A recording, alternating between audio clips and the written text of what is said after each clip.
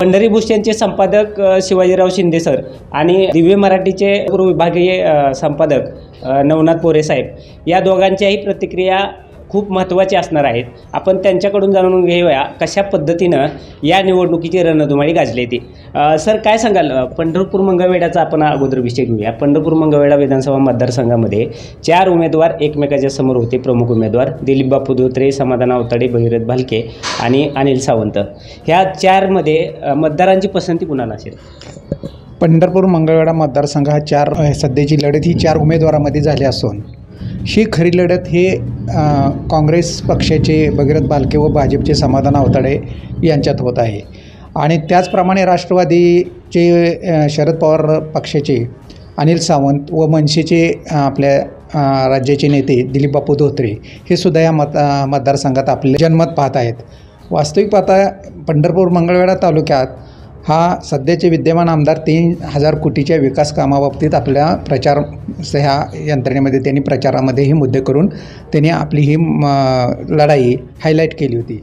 परंतु वास्तविक पाहता पंढरपूर मंगळवेढ्याचा इतिहास पाहिला तर स्वर्गीय आमदार भारतनाना भालके यांनी मंगळवेढा तालुक्यातील 35 गावाचा पाणी प्रश्नावर जे आवाज उठवून मंजुरी करून आणली आणि त्या मंजुरीमुळे त्या भागातील लोकांचा पाणी प्रश्न सुटणार हे तिथल्या लोकांना माहीत असल्यामुळे तेथील जनता पोटनिवडणुकीमध्ये समाधान आवताडे हे जरी निसटत्या ह्याने विजयी झाले असले पण त्या कालावधीमध्ये 3 वर्षाच्या कालावधीमध्ये त्यांनी ती पाणी पुरवठ्याची योजना पूर्ण न केल्यामुळे आणि ते जरी म्हणत असतील की त्याला निधी आणला वगैरे पण वास्तविक पाहता त्याची जी मुहूर्तमेढ रवलेली आहे ती स्वर्गीय भारतनाना भालके यांनीच. त्यामुळे तिथला जनामत बऱ्यापैकी ही भारतनानाच्या बाजूने कल्ल्याला दिसतो आहे. आणि पंढरपूर शहराचा विचार केला तर विद्यमान आमदारांनी पंढरपूर शहराकडे काहीही पाहिलेलं नाही. म्हणावं असं त्यांनी इथला विकास केलेला नाही. अनेक कामे अर्धवट राहिलेली आहेत.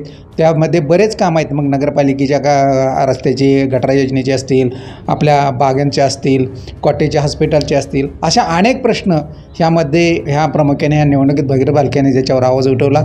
त्याचप्रमाणे महत्त्वाचा प्रश्न जी गाजला पंढरपूर तालुक्याच्या पश्चिम भागाकडील जो तिशिंगी तलाव आहे, सोनके तिशिंगी, तो मेमध्ये अक्षरशः त्या भागात पाणी नसल्यामुळे त्या गावाखालील 14 गावांच्या अतोनात शेतकऱ्यांचं मोठे नुकसान झालेलं आहे. आणि विद्यमान आमदारांनी ते पाणी सोडण्यासाठी काहीही प्रयत्न न केल्यामुळे त्याचा फटका मात्र समाधान आवताडेला ह्या मोठ्या प्रमाणात पाहायला मिळत आहे. वास्तविक आता दुसरा पंढरपूर शहराचा विचार केला तर अनिल सावंत यांनी शरद पवार राष्ट्रवादी पक्षातून बऱ्यापैकी आघाडी सुरुवातीला घेतली होती. त्यांनी बरेच नगरसेवक फोडण्यामध्येही यशस्वी झाले पण ते फोडले असताना त्यांना त्यामध्ये काय मतदानाच्या दरम्यान त्यांना त्यामध्ये काही यश आलेलं नाहीत. आणि दिलीप बापूंची रेल्वे त्यांच्या पद्धतीने अतिशय पद्धतीने त्या पद्धतीने त्यांनी हाताळलेले आहे. त्यांनी चांगलीच आघाडी प्रचारामध्ये घेतली आहे. उपेक्षित लोक त्यांच्या बाजूने दिसत आहेत. परत ओबीसी लोकही त्यांनी बऱ्यापैकी फोडण्याचा प्रयत्न केलेला आहे. परंतु ती मर्यादा बापूंच्या बाबतीत घडलेली आहे.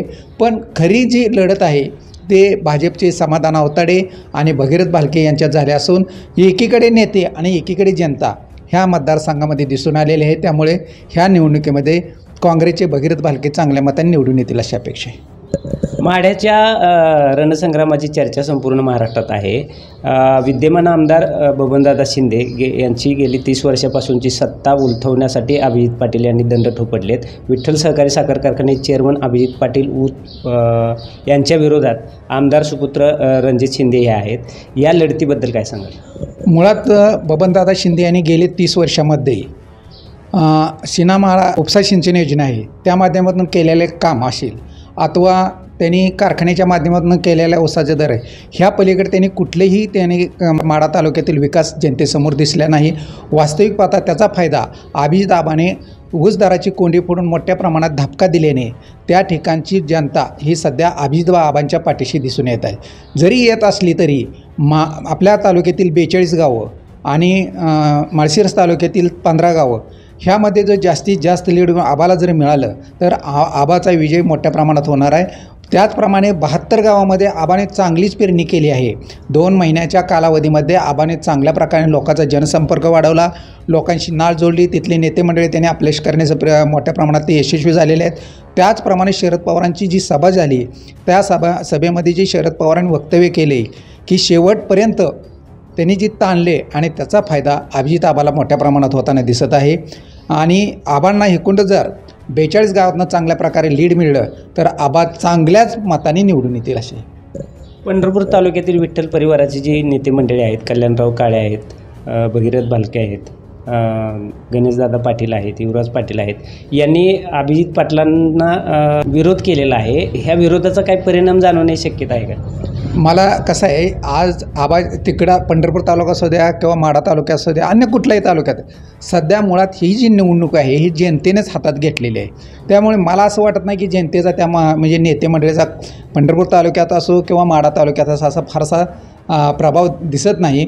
जनतेनेच ही निवडणूक हातात घेतली असल्यामुळे विठ्ठल परिवार असू द्या, पांडुरंग परिवार असू द्या, अन्य कुठल्याही असू द्या, असं त्यात काही जाणवताना दिसत नाही.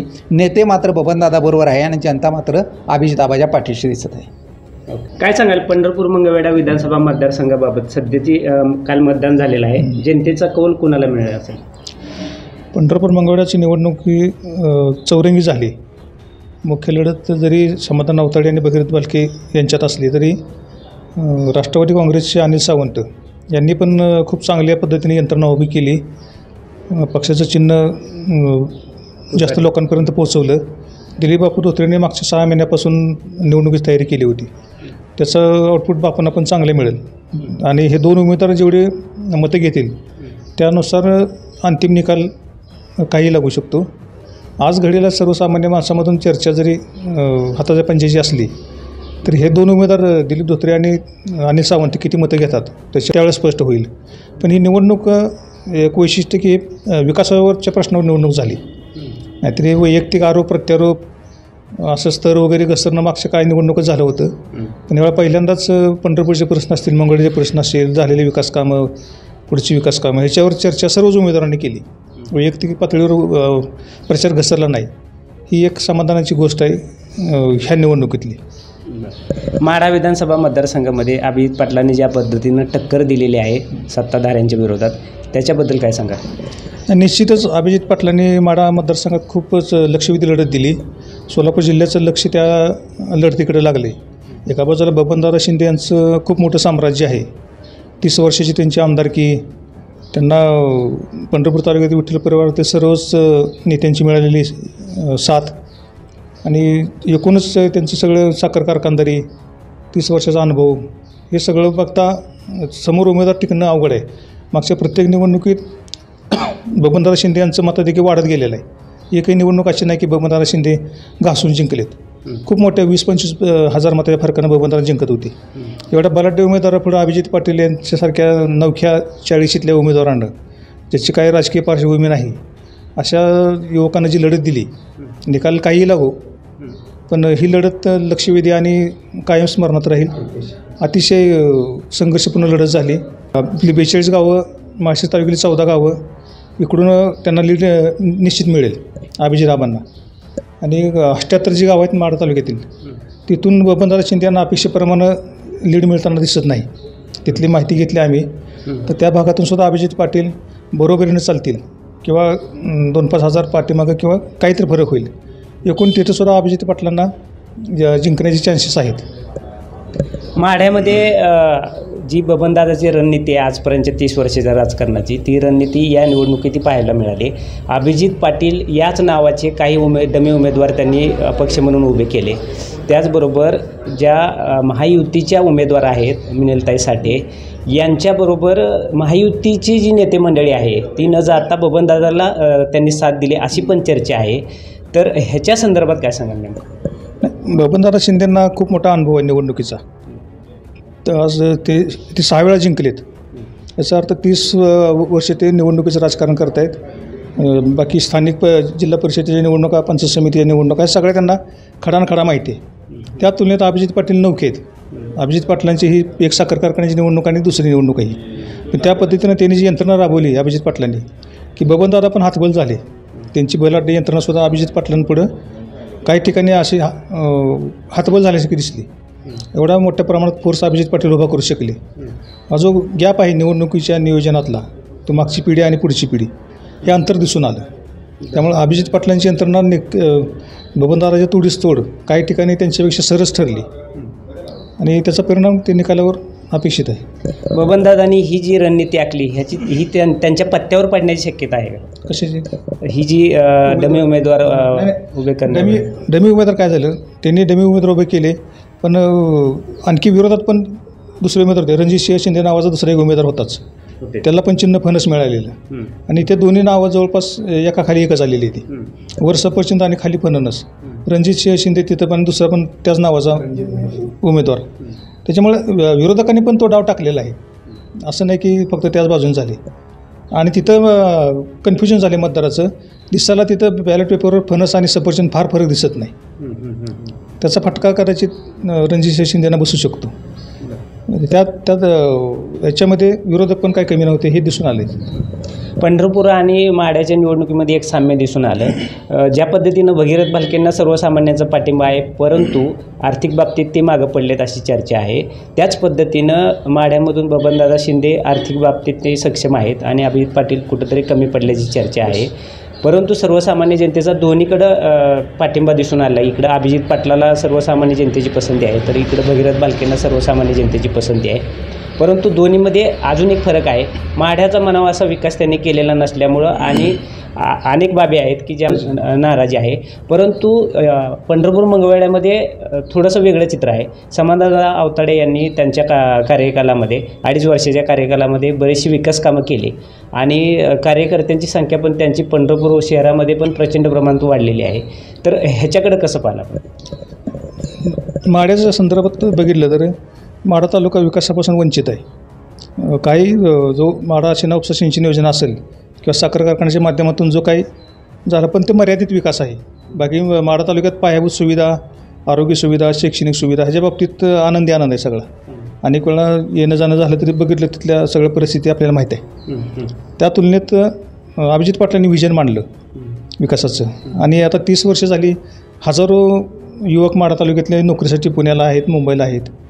हे जे तिथे बेरोजगारी आहे त्याची पण तीव्रता जाणवली आणि अभिजित पाटलांनी त्या युवकाला पण साथ घातली आणि यांचं जे एकूण नवीन पिढी, नवीन विचार त्या लोकांना अपील झाला आणि हे काहीतरी करू शकतील असं माढा तालुक्यातल्या लोकांना त्यांच्याकडून अपेक्षा होती.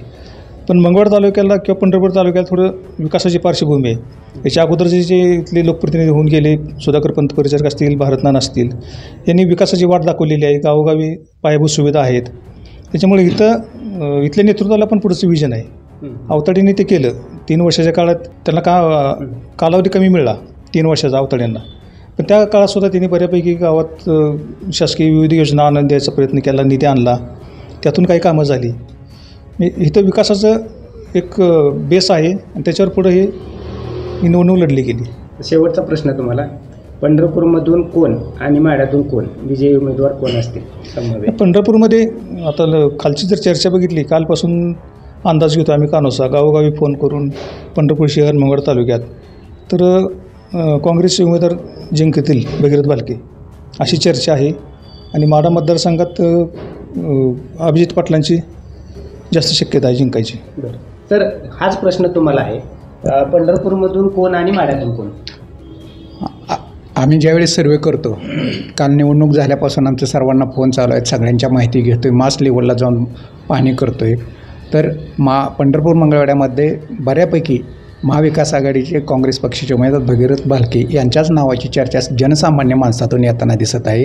आणि माढ्यामध्ये सुद्धा असाच प्रकार आहे की ज्या वेळी आम्ही पाक शेवटच्या 78 गावं असतील किंवा माळशिरस तालुक्यातील 14-15 गावं असतील किंवा आपल्यातली 42 गावं असतील, ज्यावेळी ह्या लोकांशी आम्ही संपर्क साधतो, आम्ही नेते मंडळीशी कधी सर्वे करताना चर्चा करत नाही, पण मास लेवलला जे उपेक्षित लोक आहेत, कष्टकरी लोक आहेत, या जाऊन आम्ही ज्यावेळी सर्वे करतो तिथून खरं लोकांनी कुणाला मतदान केलं हे कळतं. त्यामुळं तिकडं अभिजित पाटील आणि इकडं भगीरथ भालके यांची नावाची चर्चा सध्या ऐकायला मिळत आहे. सोशल मीडियाच्या काळामध्ये विविध अफवांना ऊत आलेला असतानाच वृत्तपत्रामधील दिग्गज पत्रकारांनी त्यांच्या लेखणीतून कोणते विचार मांडले याचा प्रभावही या निवडणुकीमध्ये दिसून आला आहे. त्यामुळंच पंढरपूर लाईव्हनं ठरवलं की वृत्तपत्रामध्ये बऱ्याच वर्षापासून कार्यरत असणाऱ्या ज्येष्ठ पत्रकारांची या निवडणुकीबाबतची भावना आणि जनतेचा कौल कोणाकडे असेल ही भूमिका जाणून घ्यावी. त्या पद्धतीनं आपण आता शिंदेसर आणि पोरेसर यांची भूमिका आपण जाणून घेतली. या दोघांच्या एकूणच बोलण्यातून जाणवत आहे की पंढरपूर मंगळवेढा विधानसभा मतदारसंघामध्ये स्वर्गीय भारतनाना भालके यांचे सुपुत्र भगीरथदादा भालके हे निवडून येणार आहेत, तर माढ्यामध्ये पहिल्यांदाच विधानसभेच्या निवडणुकीला सामोरं जाणारे श्री विठ्ठल सहकारी साखर कारखान्याचे चेअरमन अभिजितदादा पाटील हे निवडून येणार आहेत. कोण किती मतानं येतील याचा अंदाज वर्तवण्याची ही वेळ नाही, परंतु जे कोण आमदार निवडून येतील त्या दोन्ही आमदारांनी दोन्ही मतदारसंघातल्या सर्वसामान्य जनतेच्या हितासाठी कार्य करावं एवढीच अपेक्षा या ठिकाणी व्यक्त करतो. पंढरपूर लाईव्हसाठी भगवान वानखेडे, पंढरपूर.